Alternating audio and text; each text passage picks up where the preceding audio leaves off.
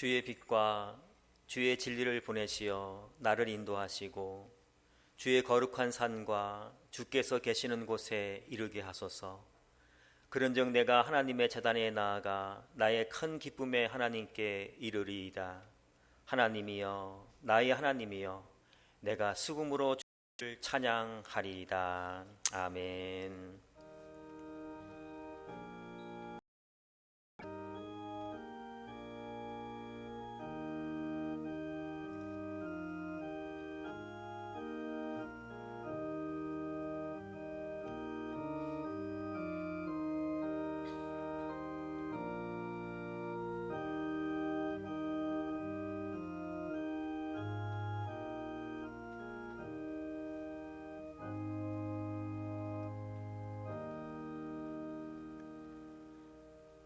우리의 예배를 기쁘게 받아주시는 하나님, 지난 한 주간도 주님의 인도하심을 따라 믿음 안에 살게 하시고 오늘 거룩한 주일을 맞이하여 예배의 자리에 서게 하여 주시니 감사드립니다.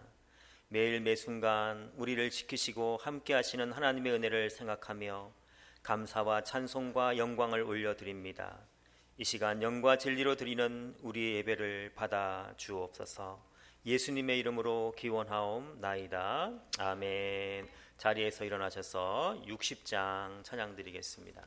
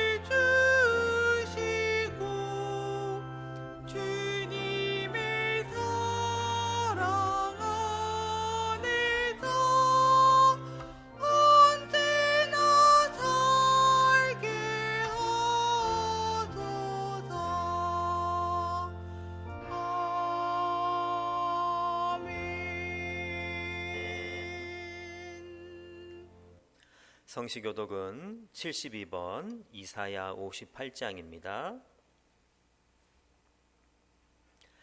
내가 기뻐하는 금식은 흉악의 결박을 풀어주며 멍에의 줄을 끌어주며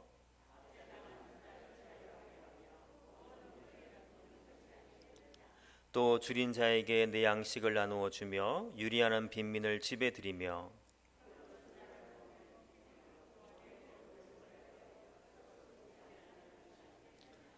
그리하면 내 빛이 새벽같이 비칠 것이며 내 치유가 급속할 것이며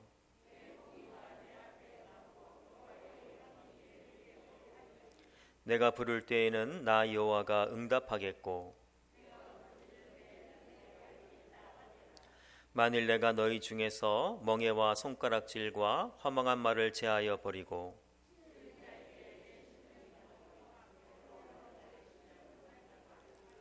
내 빛이 흑암 중에서 떠올라 내 어둠이 낮과 같이 될 것이며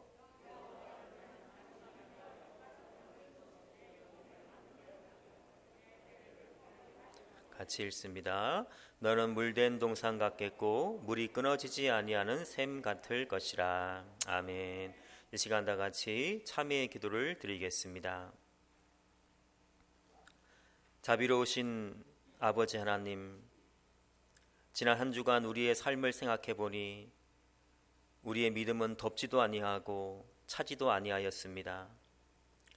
그리고 영적으로 점점 눈이 어두워져 나의 믿음이 벌거벗은 것처럼 되었음에도 깨닫지 못했습니다. 끊임없이 거품을 일으키는 바닷물결과 같이 우리의 마음에서 쉼없이 거시지 올라오는 것도 무시하며 살았습니다. 그러면서도 나는 부자라 부족한 것이 없다 착각하면서 영적인 잠을 자고 있었습니다. 하나님 이 시간 이 모든 죄와 허물을 고백하오니 우리를 긍휼히 여기사 우리를 용서하시고 다시 주님의 은혜의 옷을 입혀 주시옵소서. 주님이 발라주시는 안약으로 우리의 믿음의 눈이 다시 밝아지게 하여 주시옵소서. 참여하는 자의 허물과 죄를 주님의 보혈로 깨끗이 씻어주시는 예수님의 이름으로 기도하옵나이다. 아멘. 이 시간은 계속해서 오르간 반주에 맞추어서 지난 일주일간 지은 우리의 죄를 조용히 주님께 고백하도록 하겠습니다.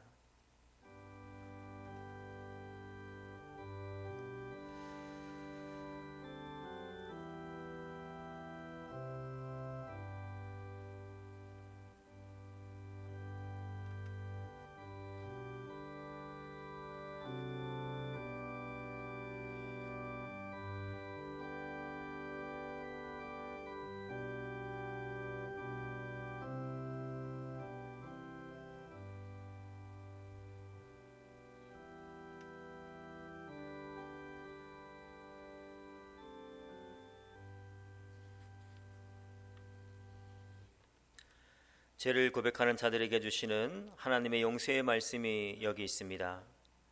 그가 우리를 대신하여 자기를 주심은 모든 불법에서 우리를 속량하시고 우리를 깨끗하게 하사 선한 일을 열심히 하는 자기 백성이 되게 하려 하심이라. 아멘. 사도신경으로 우리의 믿음을 고백드립니다. 나는 전능하신 아버지 하나님 천지의 창조주를 믿습니다. 나는 그의 유일하신 아들 우리 주 예수 그리스도를 믿습니다. 그는 성령으로 잉태되어 동정녀 마리아에게서 나시고 본디오 빌라도에게 고난을 받아 십자가에 못 박혀 죽으시고 장사된 지 사흘 만에 죽은 자 가운데서 다시 살아나셨으며 하늘에 오르시어 전능하신 아버지 하나님 우편에 앉아 계시다가 거기로부터 살아있는 자와 죽은 자를 심판하러 오십니다.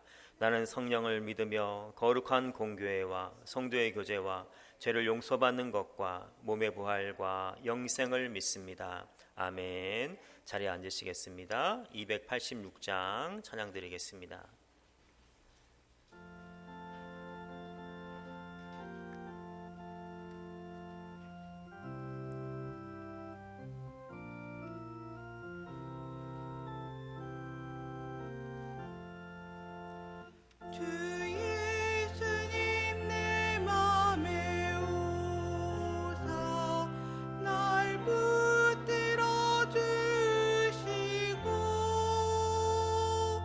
내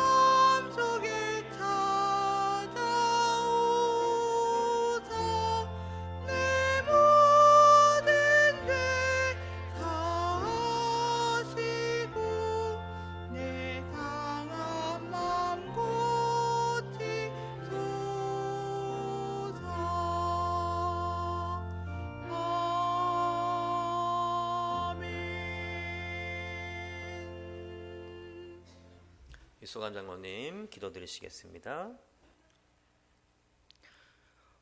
사랑과 은혜와 자비가 풍성하신 아버지 하나님, 거룩한 주님의 날 주님께서 예정하시고 택정하신 자들을 불러주시고 경배와 찬양과 기도와 예배로 모든 영광과 존귀를 드리게 하심에 감사드립니다. 코로나19로 인해 하루하루 낭만과 애통함이 넘치는 가운데서도 소망과 희망을 품게 하시고 생명의 말씀으로 거룩한 주의 영으로 온전히 채워주시고 인도하여 주심에 감사드립니다. 지금 이 시간 주의 제단 앞에 머리 숙여 회개하며 간구하는 주의 백성들 머리 위에 주님의 은혜와 은총을 경험하시고 살아계신 우리 주 예수 그리스도의 권세와 권능으로 충만하게 하시고 기쁨과 즐거움의 찬양이 차고 넘치게 하여 주시옵소서. 지금 이 시간 가슴치며 통회하며 우리에게 주어진 감당하지 못할 육체적 고통, 경제적 고통, 사회적 모든 고통들을 주님의 십자가 아래 내려놓았사오니 주님께서 열람하시고 모든 것이 풀리고 열리고 해결되게 하여 주시옵소서. 지금 이 시간 우리 주 예수 그리스도의 이름으로 기도하며 예배하는 모든 백성들 머리 위에 말씀 안에서 참 자유를 깨닫게 하시고 위로부터 주어지는 놀라운 지혜와 총명과 명철들로 충만하게 하여 주시옵소서. 사랑의 아버지 하나님, 이제 한 주도 오직 주님의 이름으로 승리하는 한 주가 되게 하시고 주님의 말씀 안에서 세상 일이 아닌 주님의 일로 분주한 생명의 시간들로 채워지게 하여 주시옵소서. 코로나19로 힘들어하는 모든 백성들 위로하여 주시고 물질 때문에 핍박당하는 상한 심령들을 위로하여 주시고 말씀을 통해 하나님의 사람으로 거듭나게 하시고 세상 것이 아닌 하늘의 신령한 것을 위하여 기도하며 달려가는 주의 백성들이 되게 하여 주시옵소서. 오늘도 강단에 세우신 하나님의 사자 강윤규 목사님을 기억하시어 기름 부음을 더하여 주시며 권능과 권세의 입술로 생명의 말씀을 선포하게 하여 주시며 듣는 자마다 아멘으로 화답하여 위로부터 복이 차고 넘치게 하여 주시옵소서. 교회 각 기관들과 재직들과 섬기는 손길들을 기억하여 하시옵고 섬기는 손길마다 주께서 예비하신 복을 다하여 주시오며 믿는 자의 권세가 넘치게 하여 주시옵소서. 오늘도 귀한 은혜와 영광으로 충만하게 하여 주심에 감사드리며 이 모든 영광 홀로 받으시옵소서. 모든 것 감사드리며 예수 그리스도의 이름으로 기도드립니다. 아멘.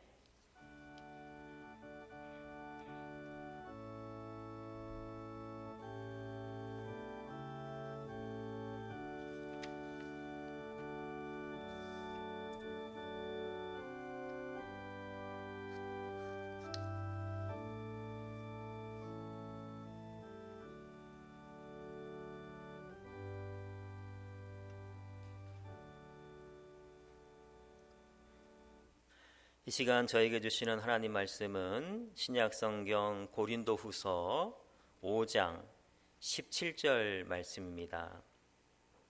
신약성경 291쪽쯤에 있습니다.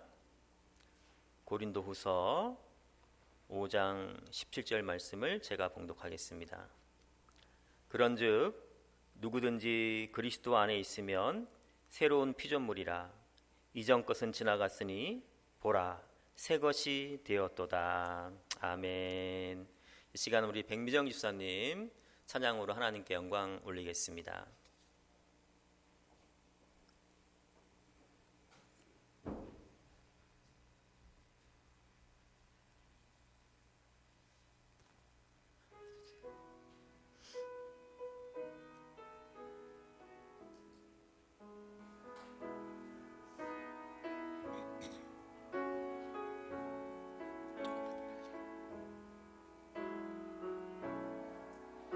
그 선한 힘에 고요히 감사요 그 놀라운 평화를 누리며 나 그대들과 함께 걸어가네 나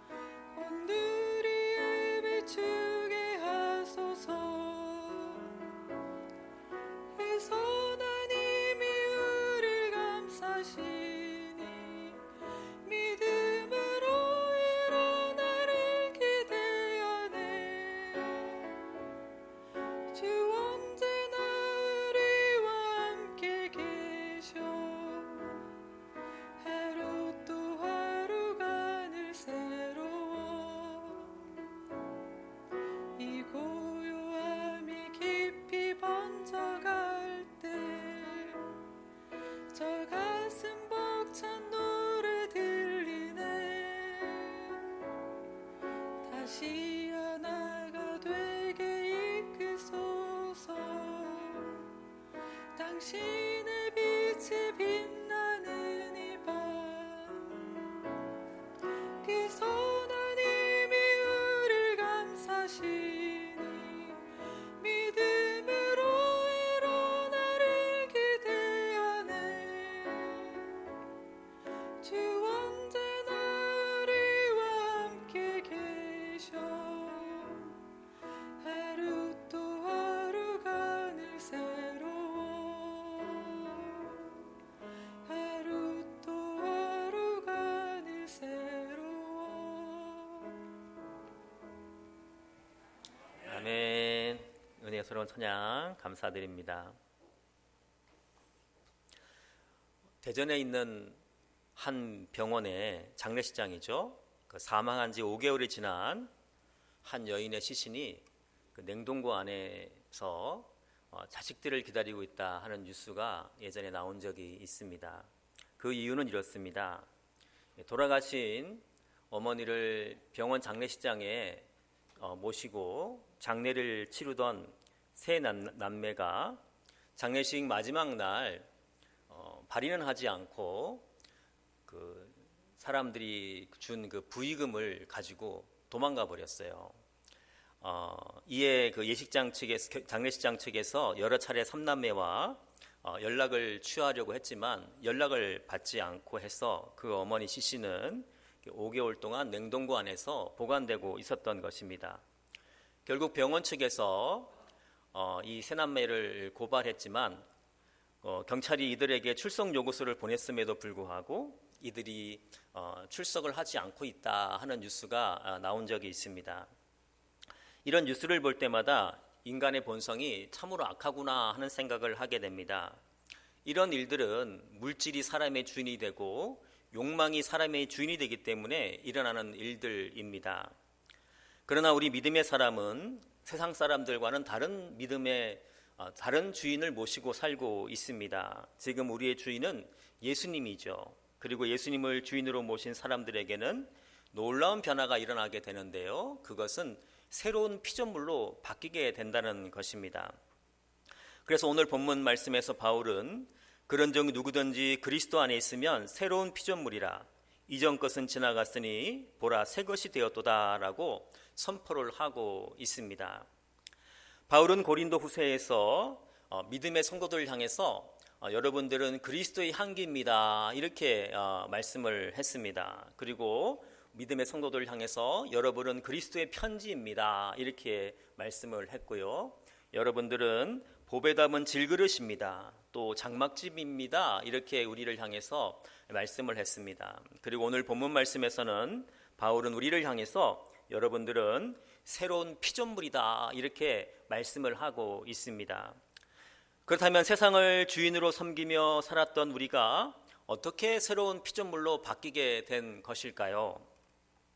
예전에 제가 십자가에 대해서 설교를 하면서 십자가는 그 즐거운 교환이 일어나는 장소다라고 말씀을 드린 적이 있습니다. 십자가가 왜 즐거운 교환이 일어나는 장소일까요? 예전에 엿장수에 대해서 말씀을 드렸지만 제가 어렸을 적에 시골 동네에 가끔 그 엿장수 아저씨가 찾아왔습니다. 엿장수 아저씨가 철커덕철커덕하고 가위 소리를 내면 동네 아이들은 여러 가지 고물들을 가지고 엿장수 아저씨에게 갔습니다. 뭐 빈병이나 뭐 찌그러진 냄비, 또 깨진 솥단지, 또 헌 종이, 심지어 머리카락까지도 받아 주었습니다. 엿장수 아저씨는 이런 쓸모없이 보이는 고물을 받고 맛있는 엿으로 아이들에게 교환을 해 주었습니다. 어린 제 눈에는 그 엿장수 아저씨가 얼마나 고마운 분인지 몰랐습니다. 왜냐하면 버리는 그 쓸모없는 고물을 받고 맛있는 엿으로 교환해 주었기 때문입니다. 근데 나중에 커서 알았어요. 그 엿장수 아저씨는 결코 손해보는 교환을 하지 않았다는 것입니다. 고물장수도 엄연히 장사이기 때문에 이익을 남기고 엿으로 바꿔 주었던 것입니다. 이렇게 세상은 절대로 손해보는 교환을 하지 않습니다. 그런데 예수님은 엄청난 손해를 보면서 우리와 교환을 해 주십니다. 우리가 십자가로 죄를 가지고 나가시면 그 죄를 받으시고 우리에게 용서를 주십니다. 상처를 가지고 나가면 치유를 우리에게 주십니다. 가난을 가지고 나가면 부요함을 우리에게 주시고 염려를 가지고 나가면 우리에게 평강으로 바꾸어 주십니다. 그리고 죽음을 가지고 나가면 우리에게 영생으로 바꾸어 주십니다. 이 얼마나 놀라운 교환입니까? 그래서 십자가는 우리에게 즐거운 교환이 일어나는 장소가 되는 것입니다. 이 즐거운 교환을 오늘 본문 뒤에 있는 고린도후서 5장 21절에서 이렇게 말씀하고 있습니다. 하나님이 죄를 알지도 못하는 이를 우리를 대신하여 죄로 삼으신 것은 우리로 하여금 그 안에서 하나님의 의가 되게 하려 하심이라. 하나님은 죄를 알지도 못하는 예수님에게 우리 죄를 담당하게 하시고 우리에게는 의를 주셨다는 것입니다. 이 교환을 우리는 대속이라고 부릅니다. 이 대속의 원리가 이사야서 53장에도 나오는데요. 그가 찔림은 우리의 허물 때문이요 그가 상함은 우리의 죄악 때문이라. 그가 징계를 받음으로 우리는 평화를 누리고 그가 채찍에 맞음으로 우리는 나음을 받았도다. 우리는 다 양 같아서 그릇 행하여 각기 제 길로 갔거늘 여호와께서는 우리 모두의 죄악을 그에게 담당시키셨도다. 이렇게 우리의 죄가 예수님에게 전가되고 예수님의 의는 우리에게로 오는 이 은혜의 교환을 통해서 우리는 새로운 피조물로 바뀌게 된 것입니다. 이 사실에 너무 감격한 바울이 누구든지 그리스도 안에 있으면 새로운 피조물이라 이전 것은 지나갔으니 보라 새 것이 되었도다라고 선포를 하고 있는 것입니다. 이렇게 우리가 새로운 피조물이 되는 놀라운 은혜는 그리스도 안에서 이루어지고 있습니다. 오늘 본문 말씀에 그리스도 안에 엔크리스토라는 말씀이 나오고 있는데요. 이 말씀은 바울이 아주 자주 사용하는 문구로서 그리스도와의 연합을 의미하는 것입니다. 사도 바울 입장에서 예수님과의 연합이 어떻게 이루어지는지를 갈라디아서 2장 20절에서 이렇게 표현하고 있습니다. 내가 그리스도와 함께 십자가에 못 박혔나니 그런즉 이제는 내가 산 것이 아니요 오직 내 안에 그리스도께서 사시는 것이라. 또 예수님 입장에서 우리와의 연합을 예수님은 이렇게 표현을 하십니다. 요한복음 15장 5절 말씀이죠. 나는 포도나무여 너희는 가지라. 그가 내 안에 내가 그 안에 거하면 사람이 열매를 많이 맺나니 나를 떠나서는 너희가 아무것도 할 수 없음이라. 이 바울의 표현과 같이 우리가 십자가에서 죽고 내 안에 예수 그리스도가 사심으로 인해서 우리가 예수님과 연합하게 되면 또 예수님의 표현과 같이 우리가 포도나무 가지로서 포도나무 대신 예수님과 연합하면 우리는 새로운 피조물로 바뀌게 되는 것입니다. 즉 우리가 그리스도 안에 있으면 우리가 남자이든 여자이든 부자이든 가난한 이든 노인이든 젊은이든 문명인이든 미개인이든 새로운 피조물로 바뀌게 되는 것입니다. 우리는 이 사실을 반드시 믿어야 하는 것입니다. 오늘 설교 시간을 통해서 제가 여러분에게 드리고 싶은 설교의 핵심은 우리가 예수 믿고 또 바르게 살고 또 예배생활 잘해서 새로운 피조물이 되어야 한다라는 것이 아닙니다. 제가 드리고 싶은 말씀은 그리스도 안에 있는 우리는 이미 새로운 피조물이 되었다라는 것이 오늘 설교의 주제인 것입니다. 우리는 연약한 질그릇입니다. 그리고 우리는 지난주에 말씀드린 것처럼 장막직입니다. 그렇게 약한 우리가 어떻게 새로운 피조물로 바뀔 수 있는 것일까요? 그것은 우리 안에 보배 예수님이 계시기 때문입니다. 우리 안에 계신 그 예수님이 저와 여러분을 새로운 피조물로 바꾸어 주시는 것입니다. 결코 우리의 의로움이 우리를 새로운 피조물로 만드는 것이 아닙니다. 그래서 우리는 부족한 나를 바라보면서 야, 나같이 부족한 사람이 새로운 피조물이 맞나? 라고 의심할 필요가 없어요. 왜냐하면 나의 부족함이 새로운 피조물이라는 우리의 신분을 박탈하지 않기 때문에 그렇습니다. 그러면 우리는 무엇을 해야 할까요? 우리는 내가 새로운 피조물이 되기 위해서 열심히 노력하는 것이 아니라 이미 내가 새로운 피조물이 되었음을 인정하고 선포하면 되는 것입니다. 만약에 우리가 새로운 피조물이 되기 위해서 노력을 하면 우리의 힘으로는 의롭게 살 수 없는 죄인인 우리이기 때문에 오히려 우리는 사탄의 공격을 받고 깊은 절망을 맛보게 되는 것입니다. 반대로 우리가 이미 새로운 피조물이 되었음을 믿고 선포하면 악한 마귀는 우리 안에 있는 예수 그리스도를 보고 놀라서 도망을 가게 되는 것입니다. 바보 빅터라는 책이 있는데요. 책 속에 나오는 빅터는 그 초등학교 때 IQ 검사를 했는데 73이 나왔어요. 그래서 친구들에게 놀림을 받고 또 자기 스스로도 바보인 줄 알고 17년을 바보로 살아갑니다. 근데 사실 빅터의 IQ가 73이 아니라 173이었는데 담임 선생님이 잘못 알려주는 바람에 바보로 안 것이죠. 근데 이 소설은 꾸며낸 이야기가 아니라 한때 그 멘사 회장이었던 빅토 세리브리 아코브라는 사람의 삶을 그 소설 형식으로 바꿔서 쓴 책이라고 합니다. 우리가 알고 있듯이 멘사라는 조직은 전 세계에서 그 상위 2%의 그 IQ를 가진 사람들의 모임이죠. 지식 집단이죠. 그런데 이 멘사의 회장까지 여기만 빅터라는 사람은 왜 그렇게 오랜 세월 바보로 살았을까요? 빅터는 주변 사람들이 자신을 바보로 취급해서 자신도 바보인 줄 알고 살았다고 합니다. 그는 어려서부터 말이 어눌해서 소통에 어려움이 있었고 또 공부에도 관심이 없는데 때때로 엉뚱한 질문을 해서 아이들에게 이렇게 바보라고 놀림을 받기 시작한 것입니다. 결국 빅터는 학교 생활에 적응하지 못해서 중학교 2학년 때 자퇴를 하게 되었고 수많은 직장을 전전했지만 그의 엉뚱함 때문에 직장 생활을 제대로 할 수 없었다고 합니다. 그러던 중에 세계 2차 대전이 일어났고 빅터는 전쟁에 참여하기 위해서 입대를 하게 되는데 그것이 인생의 전환점이 되었다고 합니다. 당시 영국에서는 새로 이렇게 들어오는 신병들을 IQ 검사를 했는데 그 IQ에서 빅터가 173이 나온 것이죠.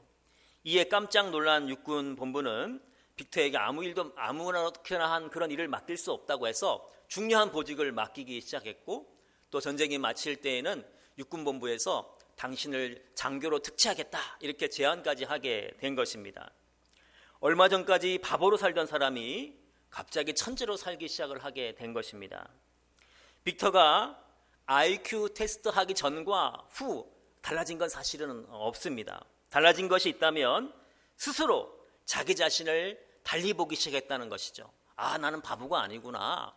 나는 천재이구나. 그것을 믿자 빅터의 인생이 새로워지기 시작한 것입니다. 이와 같이 우리도 내가 새로운 피조물이 되었다는 것을 의심 없이 믿어야 합니다. 사탄은 우리에게 너는 새로운 피조물이 아니야. 너같이 제대로 부족한 사람이 어떻게 새로운 피조물이 될 수 있어. 이런 사탄의 말에 현혹되면 우리는 영적인 바보로 살아가게 되는 것이죠. 우리는 그리스도 안에 있으면 이미 새로운 피조물이 되었음을 굳게 흔들림 없이 믿어야 하는 것입니다. 또 내가 새로운 피조물이 되었음을 선포하면서 우리는 살아가야 하는 것입니다. 중국 선교사로 유명한 허드슨 테일러도 이 문제를 가지고 많이 고민을 했다고 합니다. 그는 늘 자신이 새로운 피조물이 되어야 되는데 라는 고민을 가지고 살았고 또 우리가 앞에서 보았던 요한복음 15장 말씀을 통해서 새로운 피조물이 되려면 이 포도나무 가지 된 내가 예수님께 잘 붙어 있으면 된다라는 원리를 알았지만 자기 자신은 늘 새로운 피조물로 사는 것이 아니라 죄된 모습으로 살아가는 그 모습 때문에 더 큰 절망을 느끼게 되었다고 합니다. 그래서 허드슨 테일러는 그의 누이에게 이렇게 편지를 썼다고 합니다. 내가 그리스도 안에 거하고 행할 수만 있다면 나는 새로워질 텐데 어떻게 하면 그리스도 안에 거할 수 있는지 알 수가 없다. 이렇게 편지를 보냈다고 합니다.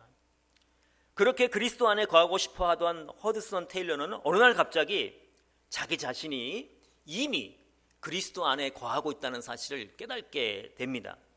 이 사실을 깨닫고 누이에게 다음과 같이 편지를 다시 썼다고 합니다. 그리스도 안에 거하기 위해 내가 해야 할 일은 없습니다. 이미 나는 그리스도 안에 있는 사람이기 때문에 그렇습니다. 그리고 다시 이렇게 고백을 합니다. 내가 그리스도 안에 거하려고 노력하면 노력할수록 나는 그리스도 안에 거하는 것이 아니라 더욱더 그리스도 밖으로 나가는 것을 알았습니다. 그리스도 안에 거하기 위해 노력해야 할 것은 아무것도 없습니다. 사랑하는 건천제일교회 성도 여러분, 우리가 새로운 피조물이 되기 위해서 해야 할 일은 아무것도 없습니다.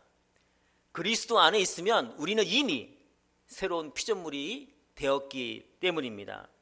그러므로 지금 나의 인격이 성숙했는가, 또 내가 깊은 영적인 소유자인가, 또 내가 온유하고 겸손한 사람인가 하는 것들은 내가 새로운 피조물이 되는 기준이 절대 될 수가 없습니다.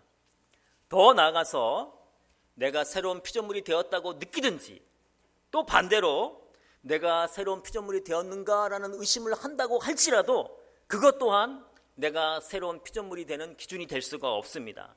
왜냐하면 그리스도 안에 있으면 이 모든 것들을 초월해서 우리가 이미 새로운 피조물로 바뀌어졌기 때문입니다.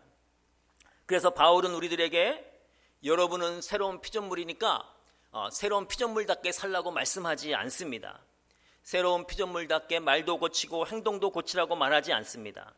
새로운 피조물답게 유혹과 죄를 이기라고 말씀하지도 않습니다. 그냥 그리스도 안에 있는 자들을 향해서 여러분은 새로운 피조물입니다, 이렇게 선포를 하고 있는 것입니다.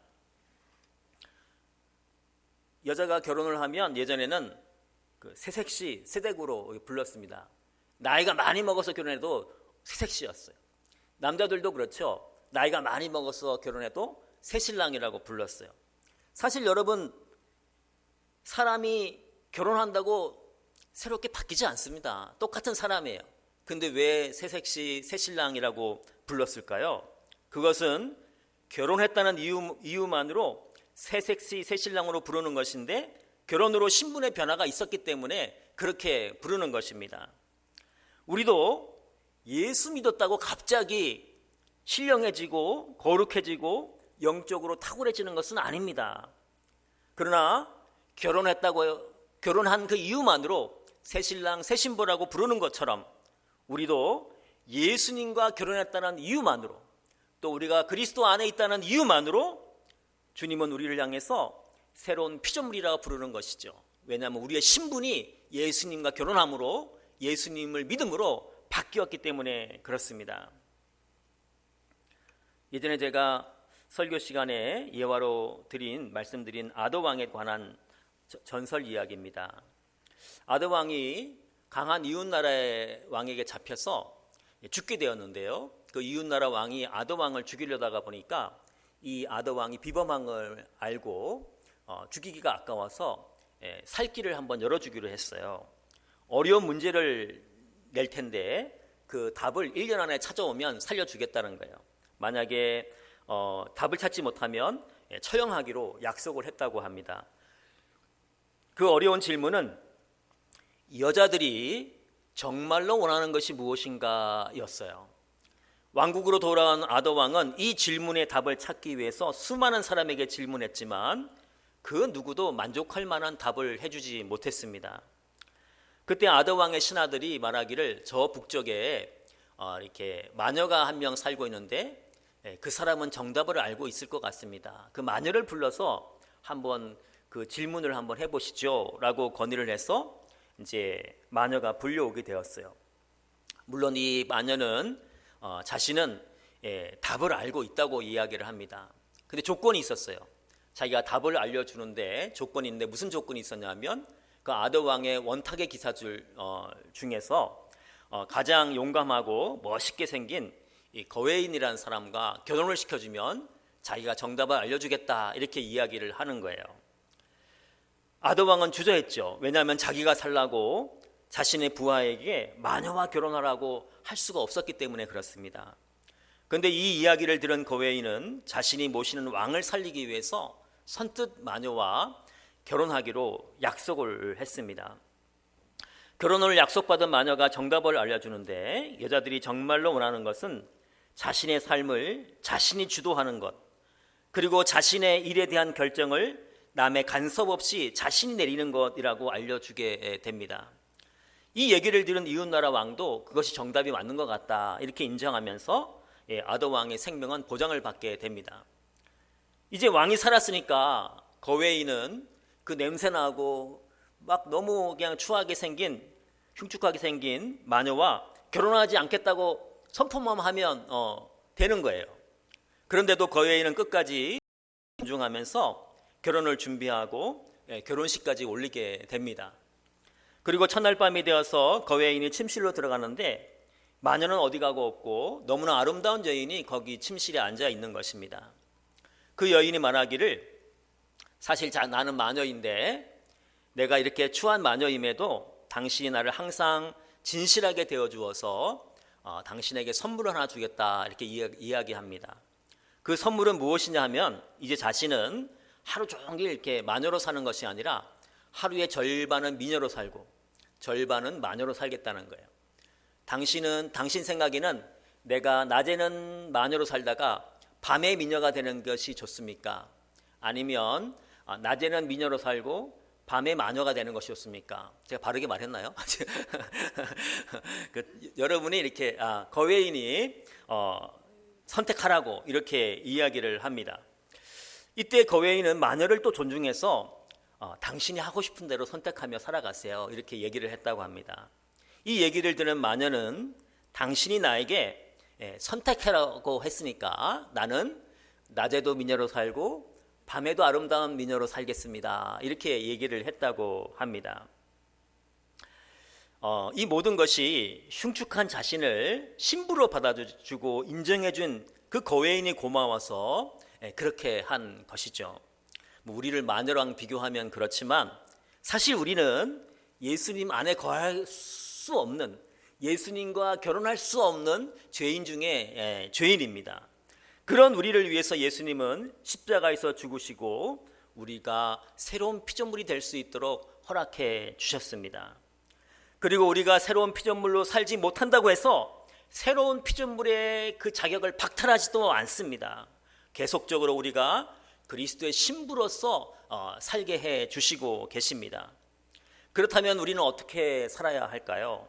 우리는 우리의 노력이 아니라 은혜로 우리를 새로운 피조물로 살게 해주시는 그 하나님의 은혜에 감격하면서 새로운 피조물의 모습으로 예수님 곁에 머물기를 소망하면서 살아야 하지 않겠습니까? 또 내가 새로운 피조물이 되었음을 선포하는 삶을 살아야 할 것입니다. 오늘 본문 말씀에서 바울은 이렇게 선포를 하고 있습니다. 그런즉 누구든지 그리스도 안에 있으면 새로운 피조물이라. 이전 것은 지나갔으니 보라 새 것이 되었도다. 우리는 이미 그리스도 안에서 새로운 피조물이 되었다는 것입니다. 그리고 우리의 새로운 피조물의 주인은 결코 흔들리지 않습니다. 왜냐하면 새로운 피조물의 주인은 내 노력으로 얻은 것이 아니라 하나님이 예수 그리스도 안에서 우리에게 은혜로 허락한 것이기 때문입니다.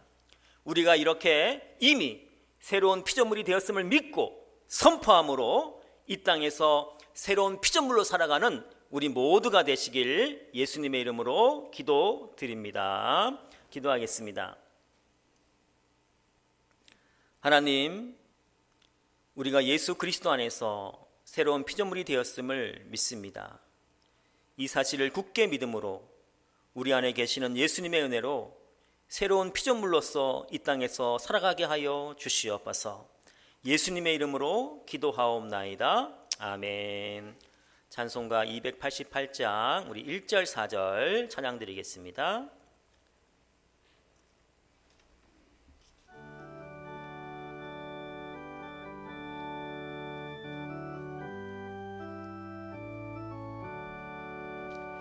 이스라엘 나의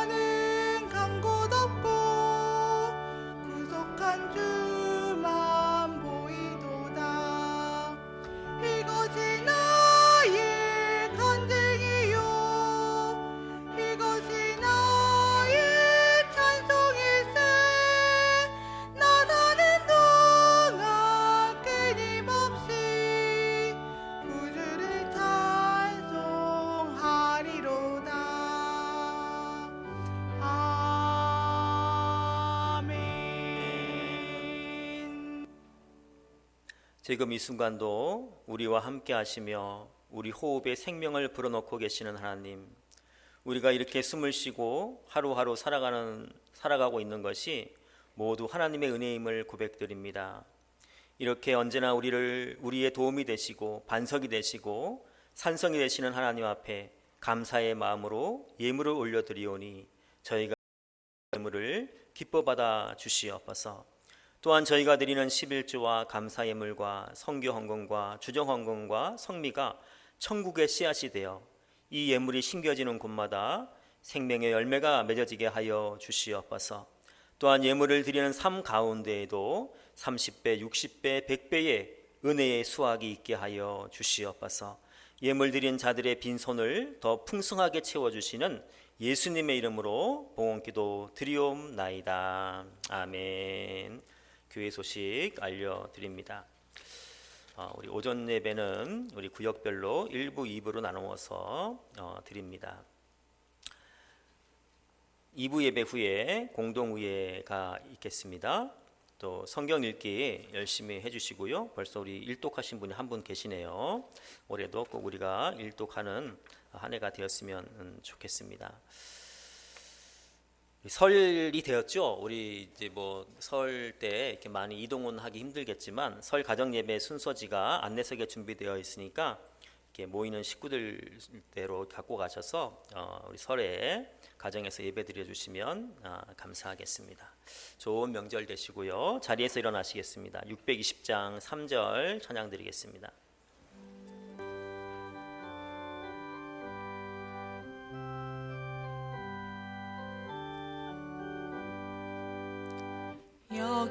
여기에 모이들이 사랑받는 주에 다녀라.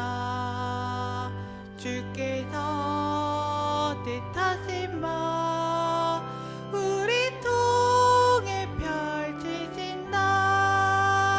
고통과 슬픔 중에 더욱 주님을 지하오니 어려움 이겨내고 주님 더욱 찬양하라.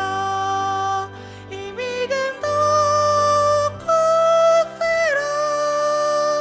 주가 지켜주신다.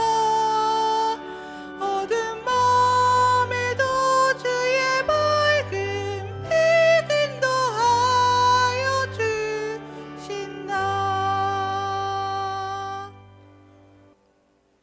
우리 안에 거하시어 우리로 새로운 피조물이 되게 하신 예수님의 은혜와 우리 죄를 예수님에게 대속하게 하시어 우리로 새로운 피조물의 신분을 갖게 해주신 하나님의 사랑하심과 지금도 우리로 새로운 피조물로 살아가게 하시는 성령님의 교통하심이 이번 한 주도 새로운 피조물로 살아가기로 다짐하는 건천제일교회 모든 성도들 위해 이제와 영원토록 함께 하시길 간절히 축원하옵나이다. 아멘.